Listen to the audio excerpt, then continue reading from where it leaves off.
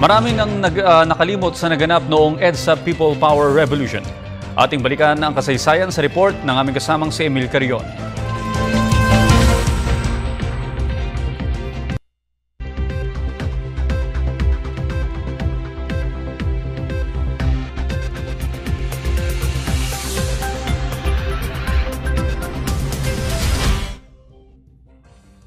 Malaki umano ang nagbago sa usapin ng batas at pamamahala sa bansa matapos ang matagumpay na February 1986 EDSA People Power Revolution.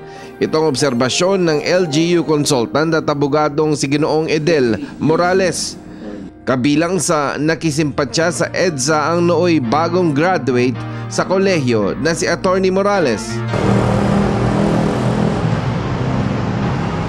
Sa mismong malawak na kalsadang ito ng Epifanio de los Santos Avenue ay naranasan ng isang milagro. Dito ay lumutang ang pangkalahatang bisyon ng nagkakaisang komunidad. Hindi naging hadlang ang kongregasyon o grupo ng simbahan na kinabibilangan.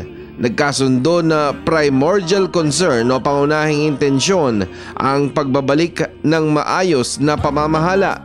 You can speak out, say what you think, what you think is right without hesitation, yung basic karapatan ng mamamayan na maging malaya. Bumagsak ang tiwala sa pagpapatupad ng batas, tila di na umiinog pa ang tinaguriang gulong ng hustisya. Ang mga lider politiko, kinain na ng burokrasya, kapangyarihan at impluensya. Ang dulong epekto, bumagsak ang ekonomiya, sumadsad ang diwa ng pagka-Pilipino. Tayo po ay nanumbalik sa sistemang demokratiko. Ngunit sabi nga po nila, kahit sino po ang tatanungin natin, hindi po doon nagtatapos. Kung tutusin po, yun lamang po ay isang simula na dapat po ay pagintingin lalo ang pagkakaisa ng bansa. Huwag po nating pabayaan na masikil po ulit ang ating mga karapatan. Pagmamahal sa bansa, pagmamahal sa pamilya at pag-aruga sa lahing kayumanggi ang ilan lamang sa mga umiral na damdamin noon.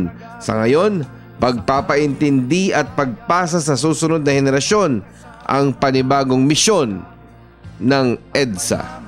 Para sa Telebisyon ng Bayan, ako si Emil Carion.